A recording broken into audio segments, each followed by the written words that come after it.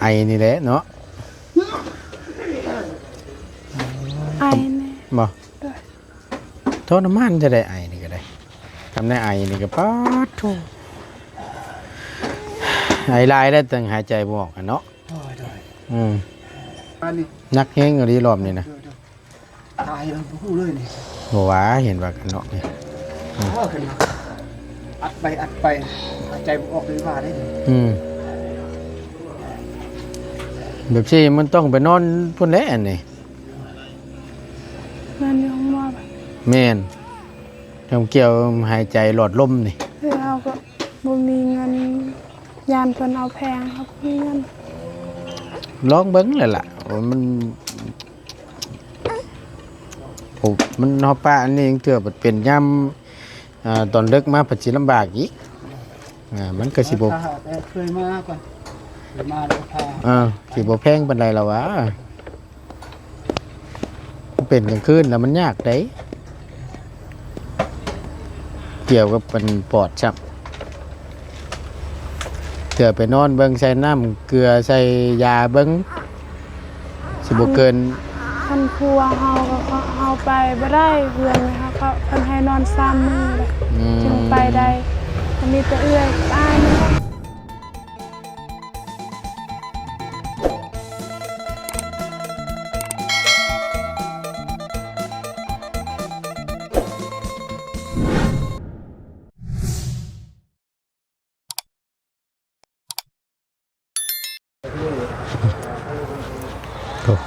จังแม่นเป็นเฮ็ดหยังเด้บาดนี่เนาะโธ่พบเจอกันพี่น้องเอ้ยตอนค่ำๆมืดๆบาดนี่ไผล่ะไผโทรมา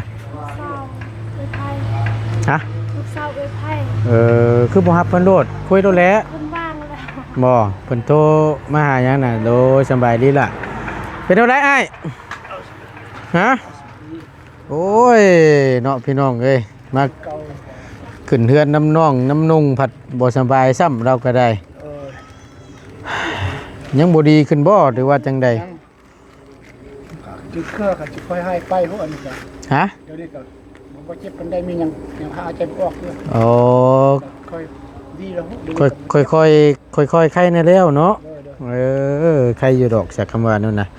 เต็มหายใจคือเก่ายังหายใจพืดอยู่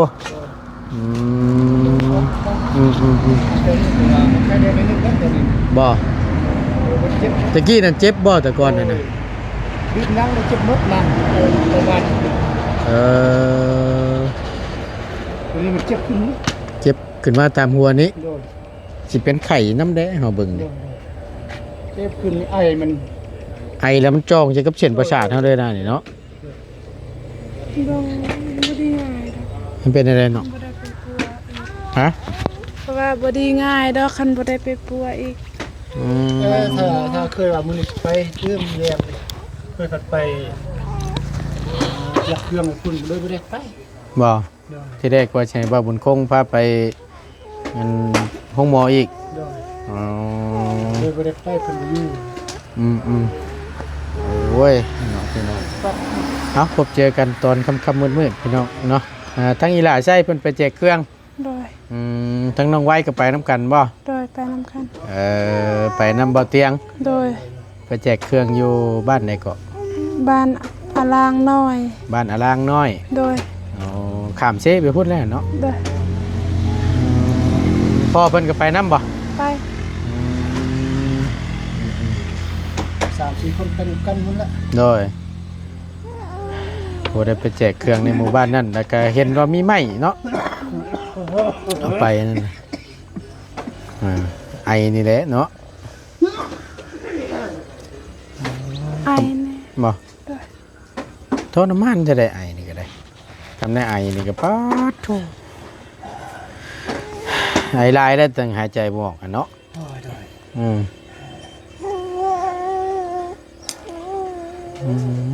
ไปน้อง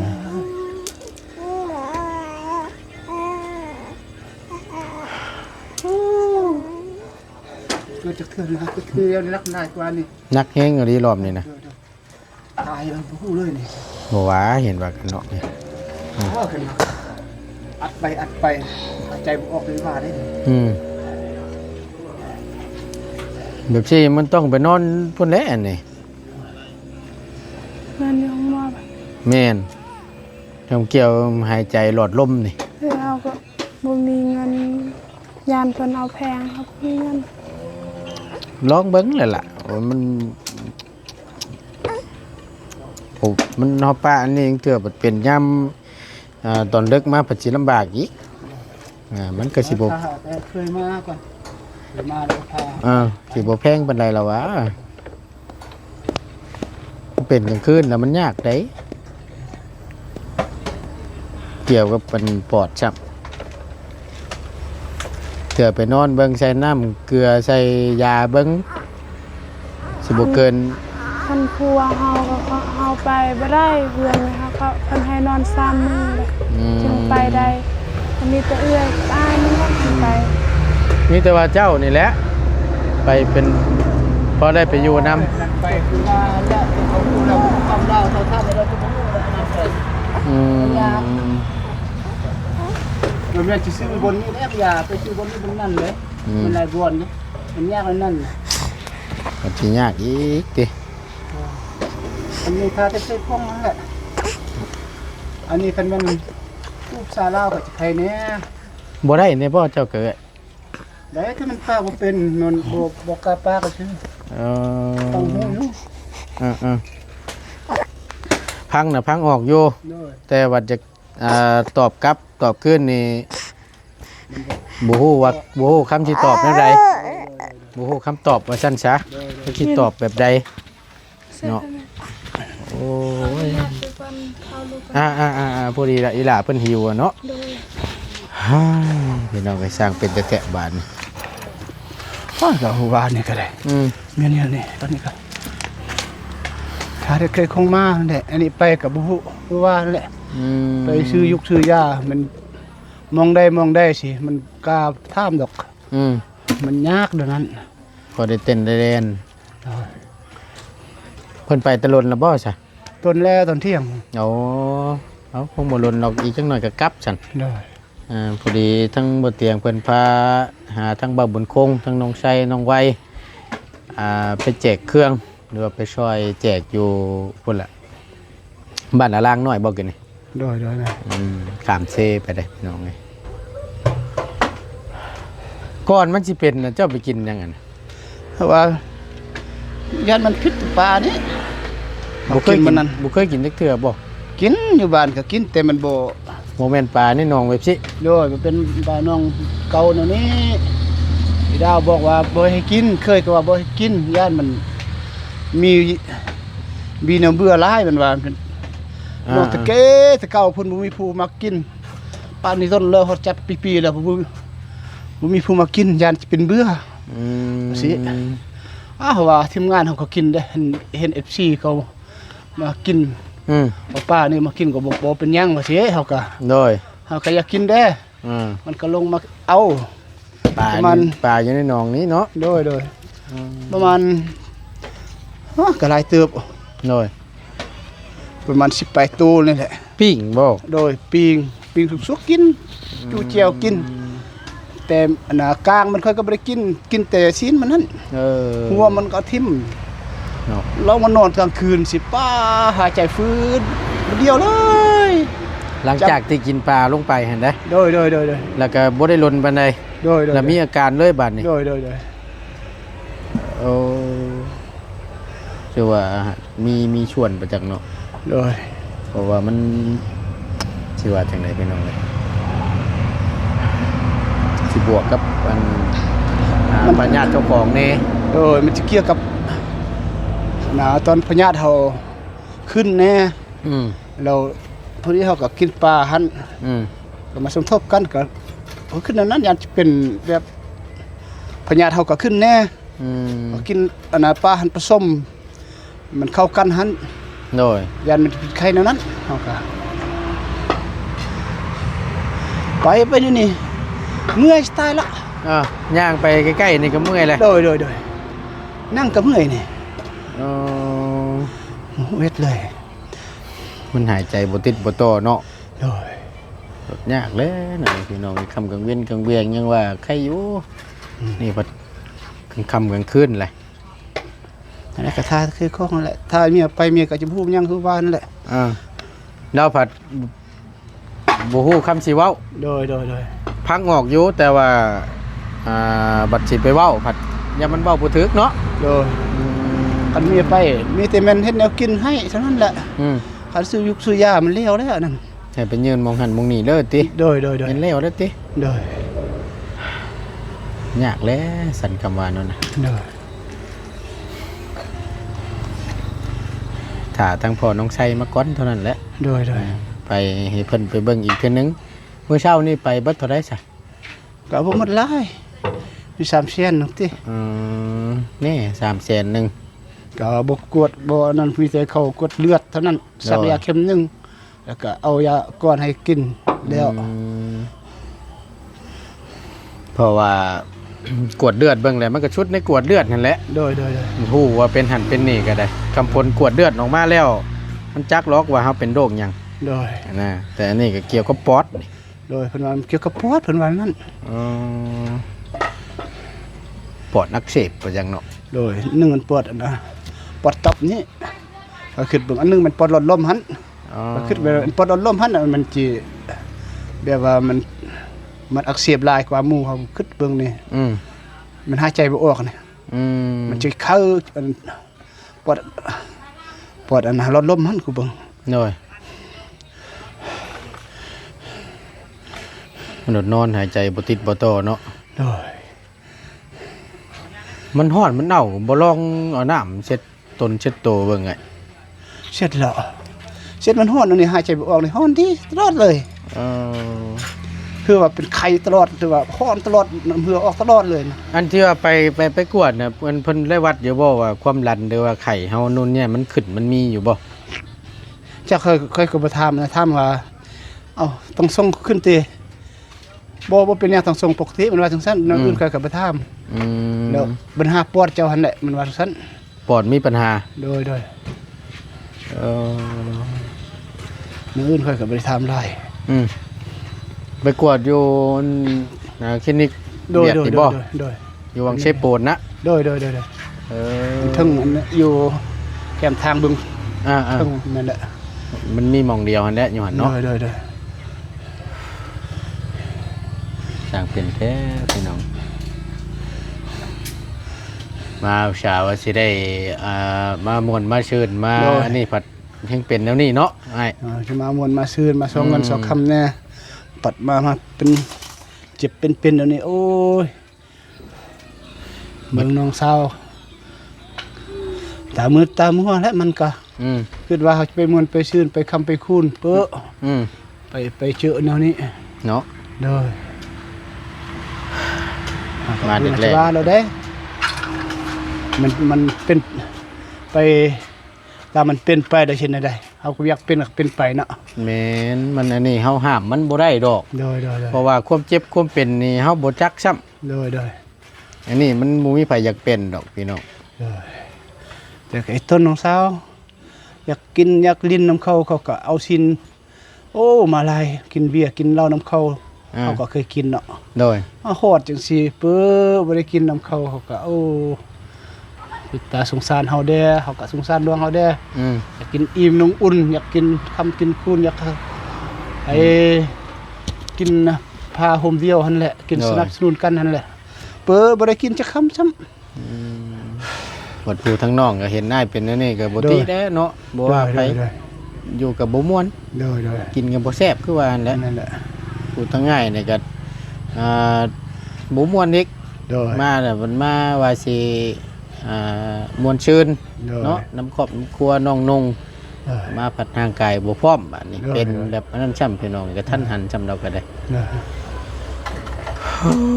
อากาศมันอบอ้าวแน่นแหละ เป็นอาการนี่แท้ แต่เป็นน้ำเฮาว่านั่นแหละยานเฮา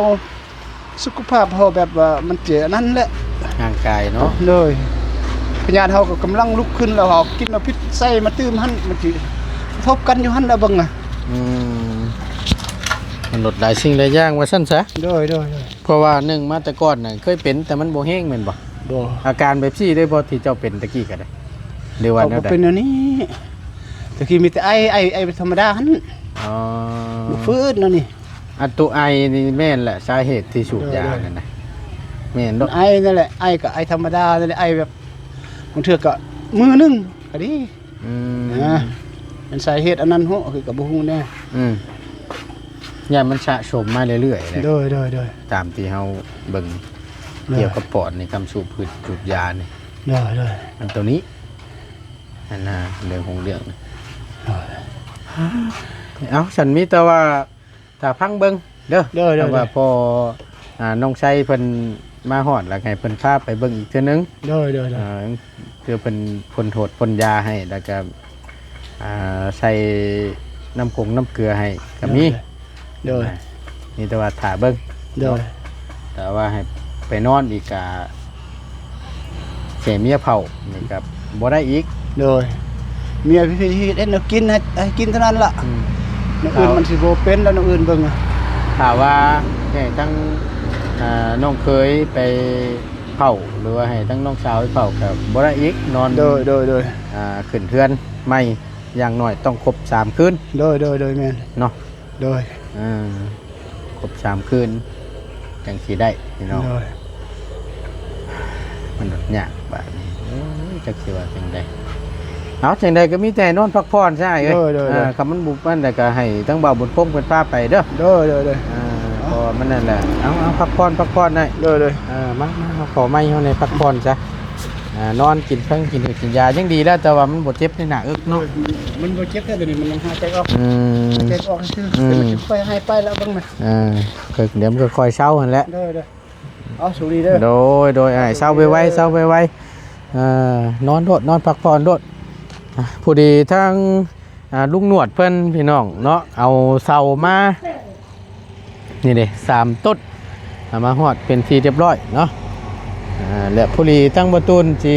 ถามเบิ่งทั้งลุงหนวดก่อนว่าได้ชวนใดน้ำแน่เด้วเนาะผู้ดีทั้งประตูนก็มีงบที่สมทบเข้ามาคือทั้งประตูนแจ้งไปรอบก่อนนั่นแหละพี่น้องก็3 ล้านกีบเนาะสมทบซอยเฮ็ดเทือนครัวพร้อมกับห้องน้ำก็ออกจากนี่แหละเนาะจุภัยเลยคนกลุ่มอยู่แต่กระบาบเราพี่น้องโอ้ยจักเสือเท่าใดพอดีละบัดนี้ทั้งลุงหนวดมาพอดีโดยสบายดีลุงหนวดสบายดีเอามาเรียบร้อยเสาเนาะ แม่น 3 ต้น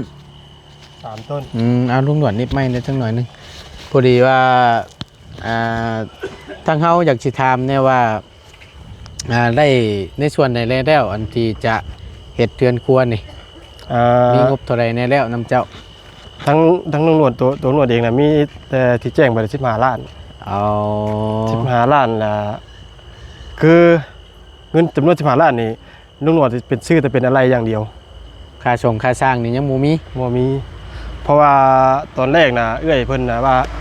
กับพ่อเพิ่นเนี่ยเนาะทั้งสองท่านนะโดย ก็ว่าเฮ็ดเป็นแยกห้องเฮ็ดห้องน้ำเลียวว่าซั่นซะ โดย เฮ็ดตามที่งบมี แต่ที่นี่ล่ะทั้งลุงเฮิมเพิ่นก็มาบอกตำรวจว่ามีงบสมทบเข้ามาอยู่ว่าซั่นนะนะฮะให้ตำรวจสร้างมาเป็น3 เสาเฮ็ดห้องน้ำเรือนครัวแบบยึดออกมาโดยแบบเนาะคือแบบสิแหละพี่น้องเนาะ โดยแบบก็คือเรือนของสมอนเพิ่นพี่น้องว่าซั่นซะ โอ้คำว่าเกาะนั่นก็งาม งั้นเพราะว่าแต่ว่าคำว่าถือว่าเฮ็ดจังซี่ปึ๊บถ้าว่าอย่างนึงถ้าว่าบ่มีค่าสร้างมันก็สิเป็นไปบ่ได้เนาะ แน่นอนตัวนี้ เพราะว่าได้ว่ามันคงเพิ่นก็บ่แม่นสร้างเพิ่นสิเฮ็ดก็เพราะแก้ไขบ่ปูปลาเด็กน้อยๆเนาะถ้าสมมุติว่าเพิ่นเฮ็ดได้แต่ออกมาแล้วสภาพมันก็อาจสิบ่คือเนาะมันก็เฮาก็บ่อยากให้เฮ็ดแม่นบ่แม่นนี่ส่วนหนึงพี่น้องเว้ยก็คืออยู่น้ำลูกหนวดนี่งบมีอยู่15 ล้านแม่นแต่ว่า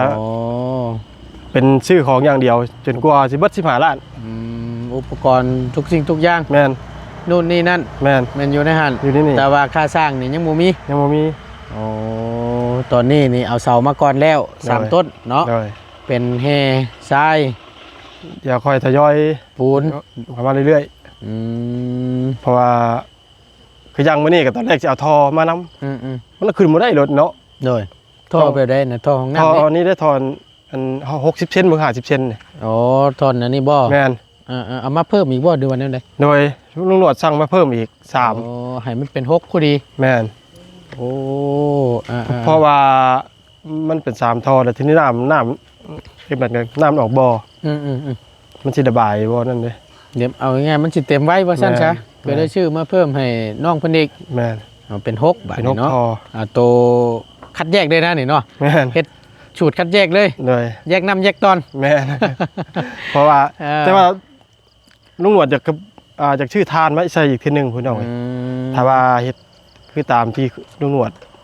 เคยเฮ็ดเนาะ เดี๋ยว เคยนั่น แบบทางบ้าน ที่ใส่ เฮาก็เฮ็ด แม่น เนาะ สิใส่ทานให้มันดันขึ้นเนาะพี่น้อง ที่ว่าง่ายๆตัวนั้นก็เป็นตัวรับกินแน่ๆ แม่น เนาะ ถ้าบ่มีตัวนั้นนี่ยิ่ง